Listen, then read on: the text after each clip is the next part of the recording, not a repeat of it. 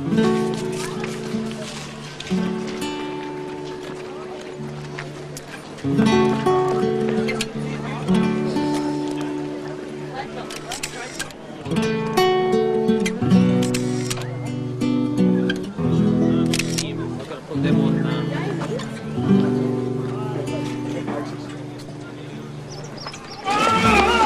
arrived at 1 o'clock in the morning, exhausted after driving 10 hours.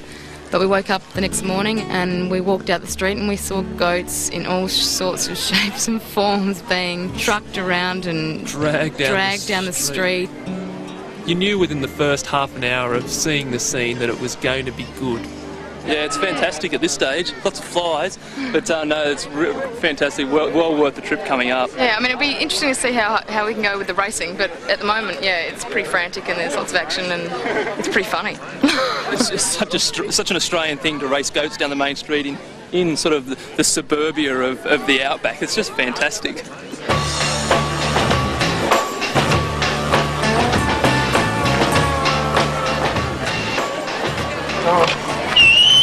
Jockeys in the first race! Telephone for Peter Driscoll. Peter Driscoll. Telephone them numbers, find out 1 to 6. Alright, should be 2 lots of numbers. That's great, because we don't have a clue, buddy. Alright, Levi. There we go. You must have another one.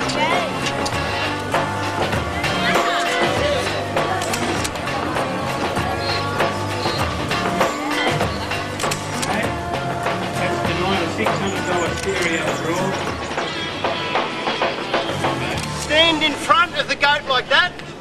Watch the catcher. The catcher's just going to go, ready, bang, right? So when he says ready, you on the front, step to the side. You go hard. So you step on the side, the catcher, and listen, whatever you do, don't pat the goat or squeeze him. I know from experience they just want to turn around and fight. Right, it won't help them none. Right, bring your wheels forward on the line. Hey, quick. Here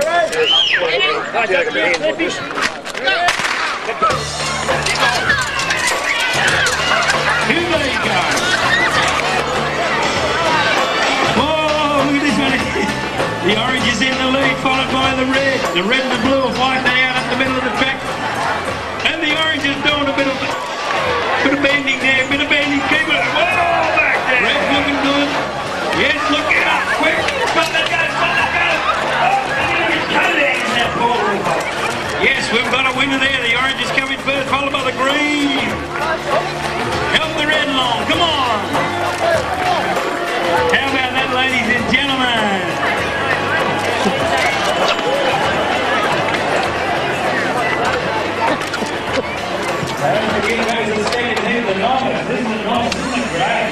It was pretty funny. Didn't expect it to be so crazy, I guess, but yeah, it was hilarious. And it looked great running, everyone just running and just going all over the place, you know, spreading out and people crashing and yeah, it was, I'm glad no one got hurt though. It's just pandemonium. It's absolute chaos. You don't know where they're going. I'm going to get cleaned up, I'm sure, but you've got to be in there. Number 3. You've got to be in there to get the pictures, to get really good pictures. You've got to be as close as possible to them. So that's why you've got to take a bit of a risk. Number 6. I'll leave my wife handle. This guy's just pissed himself. Is that enough?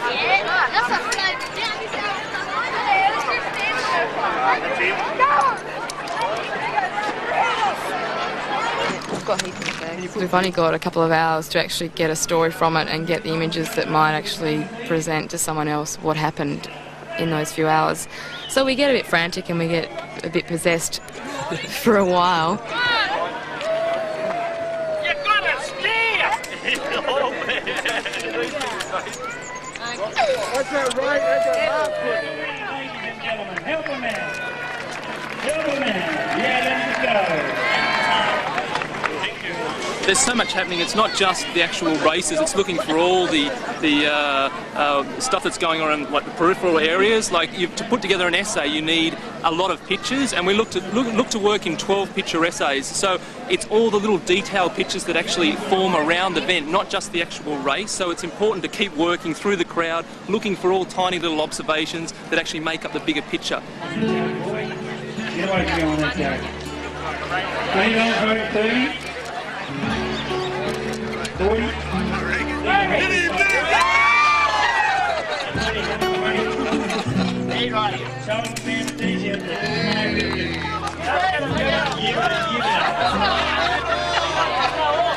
Move back, move them children, he's dangerous.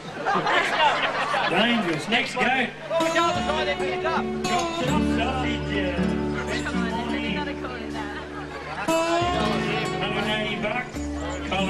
Our work is very personal. It's about showing the rest of the people in Australia the way they live through our eyes. A very sleek looking guy, very big guy.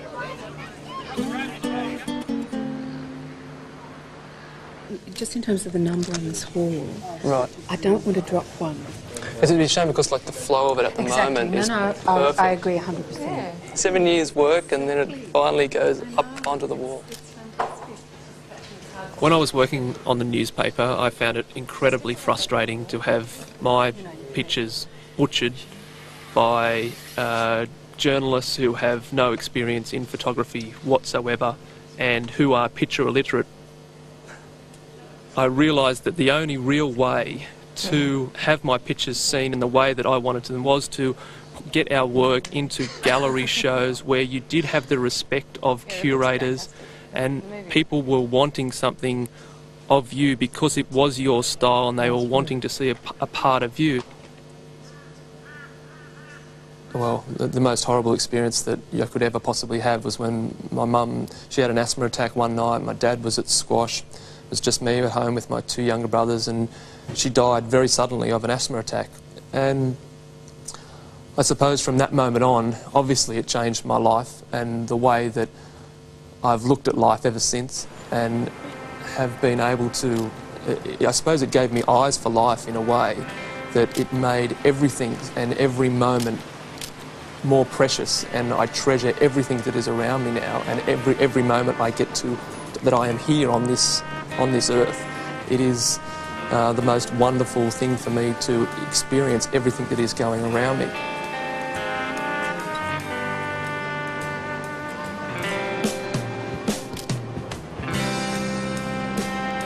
I use the camera to get out on the streets and watch the people, watch the masses, watch the way that people interacted, and it became like a drug. I just had to get out there every waking moment. I had to get out on the street and watch.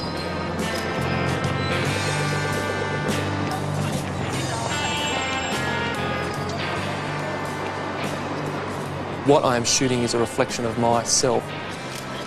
The picture of the guy standing in the rain, he's almost representative of myself, standing on street corners, looking out, watching life go by.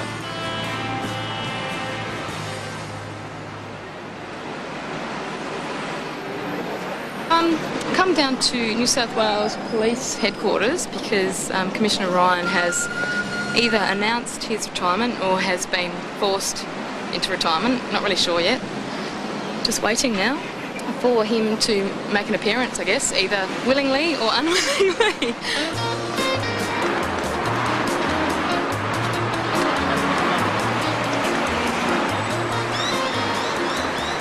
I'm not really sure, but his wife apparently just got into a car. So, who knows, he might be in there or not. These sort of jobs, when you're chasing people around, they're very adrenaline-stimulating jobs, I guess, but they're probably not my favourite sort of job because I'd like to work more with the picture and come up with a picture I like, whereas these jobs, you're just grabbing a picture, you get whatever you get. It can be very exciting, but sometimes it's too nerve-wracking as well. Did you get him in the car? No. Did you get him getting in the car? No, they did it downstairs. Sometimes no matter how much effort you put in and no matter how many hours you spend waiting and watching for someone, you still miss them, and that's part of the job as well, is that you have to have a lot of patience and sometimes it doesn't come off. They planned that well. You get it? Snuck out. You get anything there? Nah. It's a pretty bloody long shot from where you were.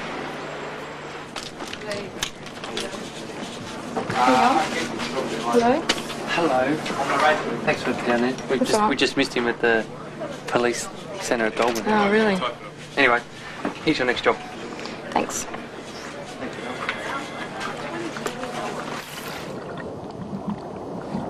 The surf rescue vehicle is meant to take the surf lifesavers to a drowning person.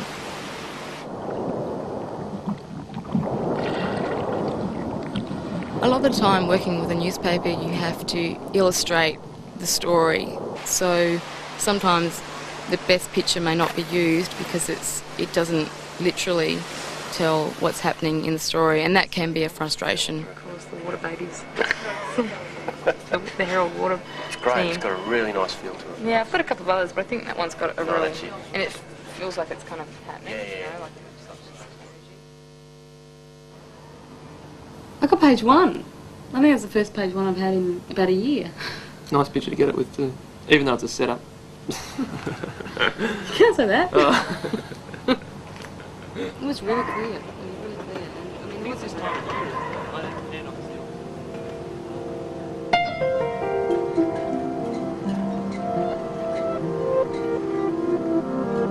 My love for Trent grew out of just being amazingly impressed by him. He was just so passionate by life, you know, there was just such an energy about him, and, you know, it's really intoxicating, I guess. So I was instantly attracted to him.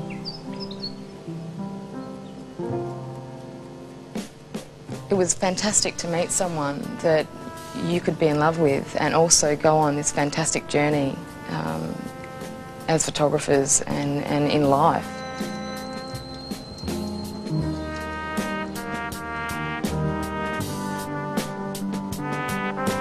I suppose I fell in love with Narelle as soon as I saw her, because she was absolutely beautiful, for one thing, and then after talking to her, there was a significant realisation that Narelle was the person I was going to spend the rest of my life with. And we also found that there was this intense passion for what we did in terms of work and so forth. So it was an easy transition, I suppose, to stop working as an individual and work as a team. And so we've, as I think someone put it, we're partners in life and art.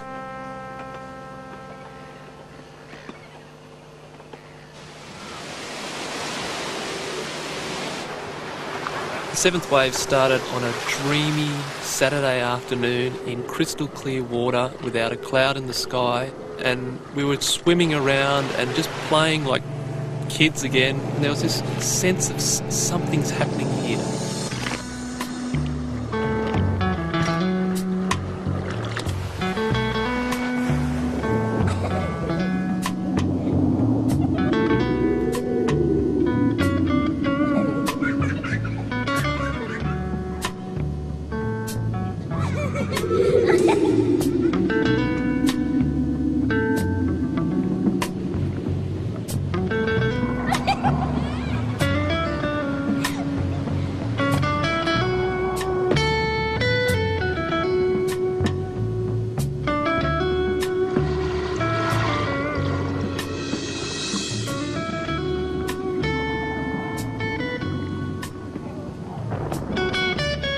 We never looked through the camera when we were actually shooting the seventh wave. It was always a process of holding the camera out in front of you, hoping that you're looking at the scene and then just hitting the button.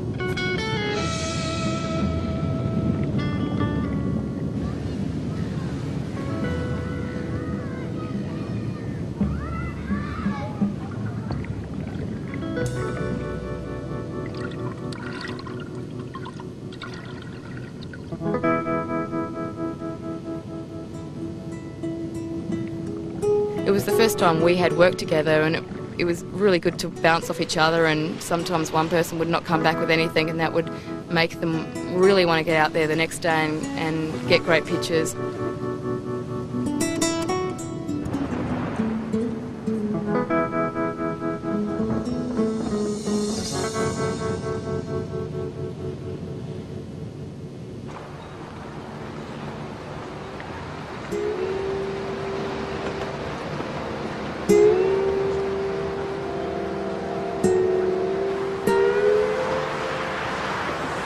We lived near the bridge, so we go down there a lot and we walk over the bridge to the city.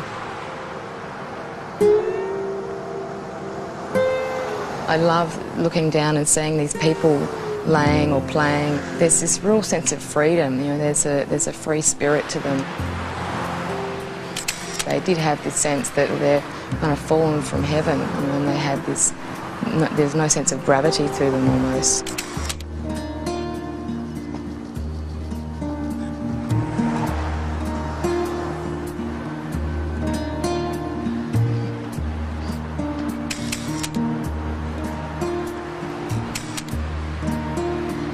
It's pretty hard going photographing on the bridge because it's, you know, you're high up, you know, it's windy, and you know, I'm holding the camera out sort of wrapped around my wrist and over the bridge, so it's really hard going on the muscles and constantly breathing in fumes, coming back with bruises on her forearms from resting for so long trying to hold that heavy camera out over the edge. Go on a bit now. How's your arms going? Oh, they're killing me.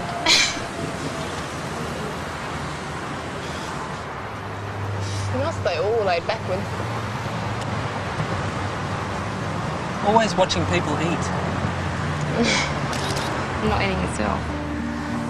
things will suddenly reveal themselves. You know, people will be laying there and suddenly the light will hit them through the shadows, and you know, you'll get a picture just for that instant, and then it will move on again.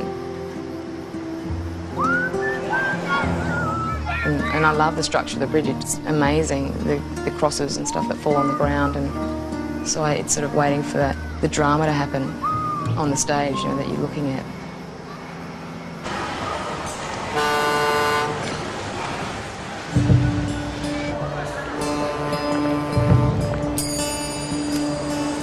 There's up there now as well. Yeah, it's pretty nice here, the shadows and stuff. yeah, I've just been doing the shadows. The last few years after meeting Narelle and living life with her has changed my life.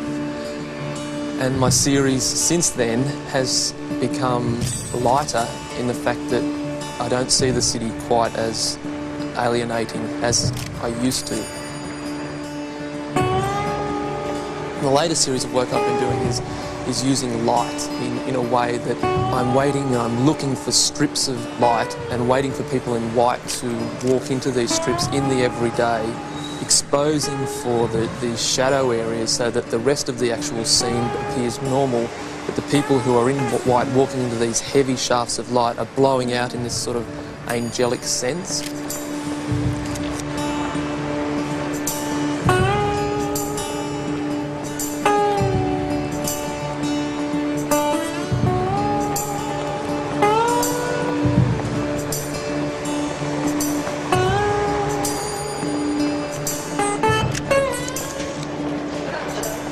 We always look for light because it's very dramatic. It's just using, you know, what you've been given, you know, which is the sun.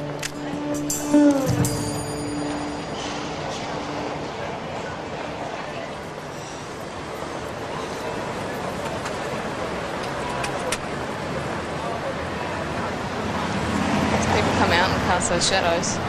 It's good today because you got the rush. Oh, look, the steeple's lit up as well. Yeah, that's what I'm saying. Look, the shadows on the wall there. Look at that. I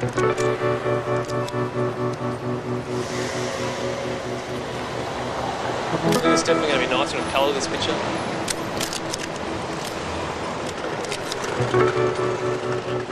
There's about 5 elements to the picture. There's people we're waiting for people to walk out of the shadow into the light, and then people to walk past on the right-hand side, people to come out the train station on the left-hand side, produce a shadow onto the wall in the blackness, and they're being lit up because it is a black wall and it's nice and clean, and then the steeple in the background.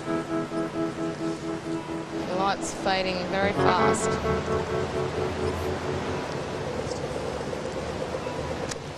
There's strips of light in the city that Trent may go back to a dozen times and spend 2 hours at a time trying to get that picture, and people don't understand that patience because a lot of people don't have that patience. We're after things that are hard, you know, that take a lot of time, and so that's said, our rush at the end is much more exciting because it's something that, you know, it's just happened. It's like a magic moment. Oh, that's wicked today.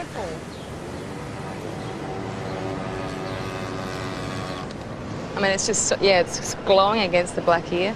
So, and because the wind's blowing the mist into the kind of black area, it's showing up even more. So it's gorgeous. It's just waiting for something to happen though.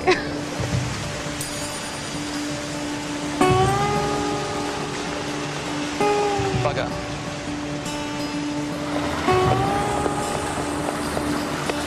I'm always looking for the rawness, the realness of life. I like to just grab the moments quickly. Sometimes I don't frame, I shoot from the hip, I don't put my camera up to my eye, and it's just an instantaneous reaction from myself to just grab that picture, just see it and shoot it.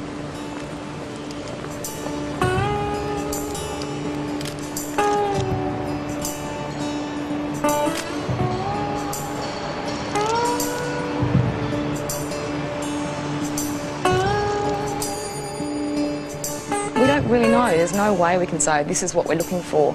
It's just waiting. And sometimes you can shoot for a lot of time and you won't get anything. And that's the thing. We don't know until we get it that that's what we've found.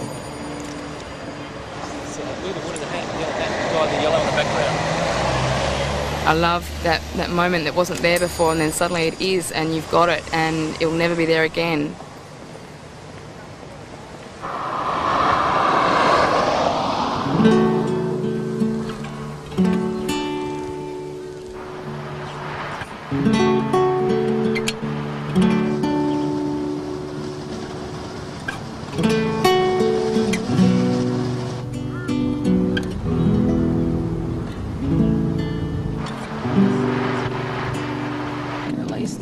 Overseas, we're known as Trent and Narelle, the roadkill couple.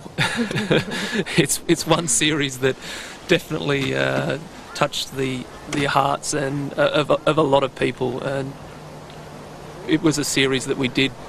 We were travelling back to Narelle's place at a Christmas time, and we couldn't believe the amount of dead animals that we were coming across on the road.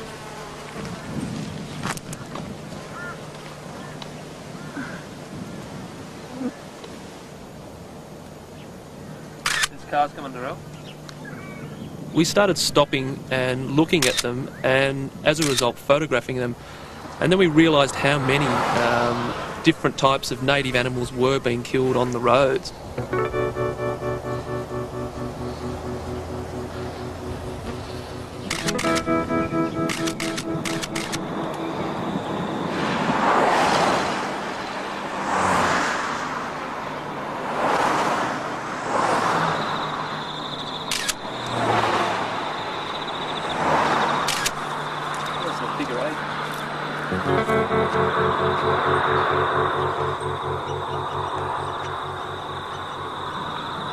Particular animal always matches the grasslands or areas that they've come from on the side of the road, like the yellow snake, and you've got the yellow grass on this side. Come out of their camouflage for a second and it's good night. Splat is the generic term we come up with for an animal that had been run over so many times that it was no longer identifiable. And there's a lot of those.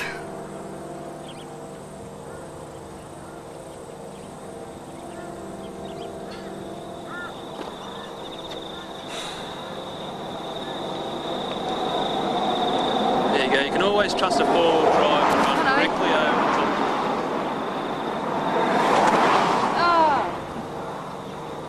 I would like people to just be aware more of the animals that are living, that they're driving through their space, that stick on the road might be a lizard, and just go round it instead of going over it. If we can photograph them in a beautiful way, in a way that people can accept and look at, but also see the sadness, it actually enables us to get a message across. If we didn't do it in the way we did it, in such a sort of surreal, beautiful way, no one would look at it.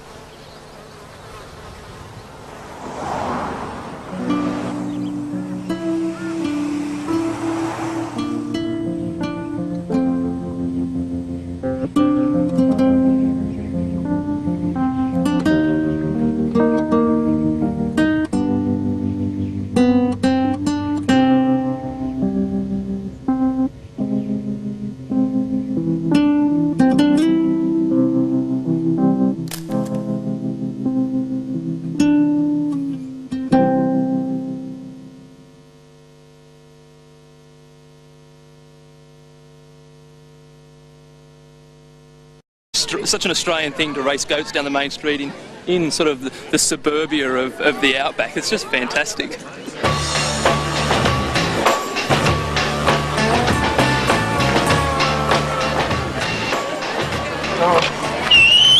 Jockey's in the first race! Telephone for Peter Driscoll. Got them numbers, find out 1 to 6, right? Should be 2 lots of numbers. That's great, because we don't have a clue. Oh, Levi. You must have another one.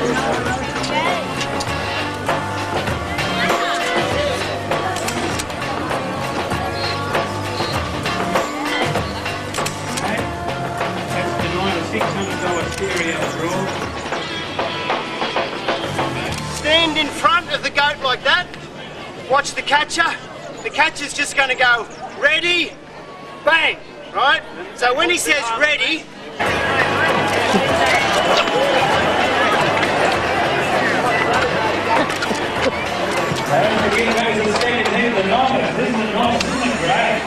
It was pretty funny.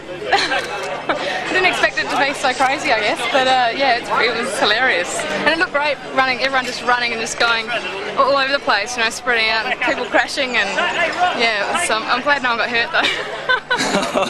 It's just pandemonium. It's absolute chaos. You don't know where they're going. We're going to get cleaned up, I'm sure, but you've got to be in there. Number 3. You've got to be in there to get the pictures, to get really good pictures. You've got to be as close as possible to them. So that's why you've got to take a bit of a risk. Number 6. Leave my wife handle. This guy's just pissed himself. Is that enough?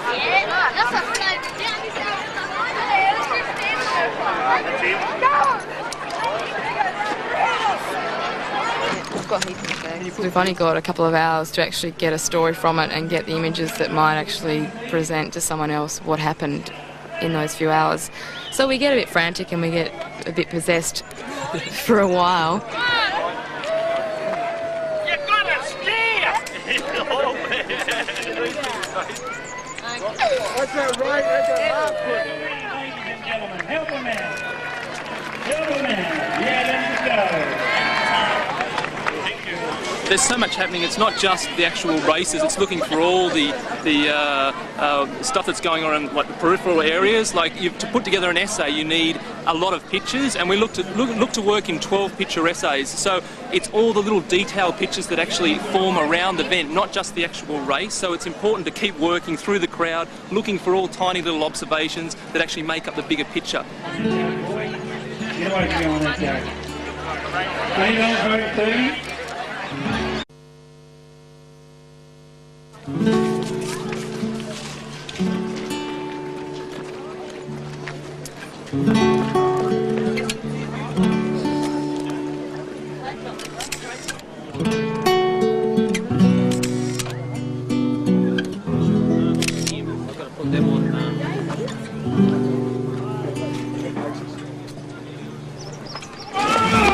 We arrived at 1 o'clock in the morning, exhausted after driving 10 hours.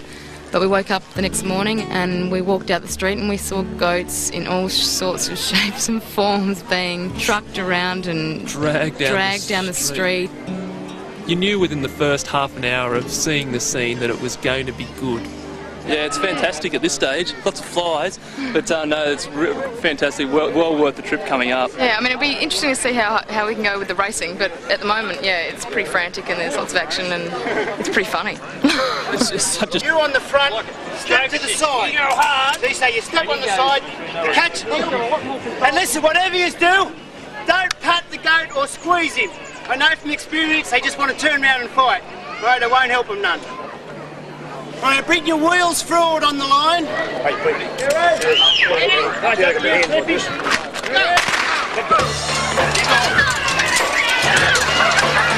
go? Whoa, look at this one. The orange is in the lead, followed by the red. The red and the blue are fighting out up the middle of the track. And the orange is doing a bit of bending there, bit of bending. Keep it. Whoa, back there. Red's looking good. Yes, look it up, quick! Spot that go, spot that go! Yes, we've got a winner there. The orange is coming first, followed by the green. Help the red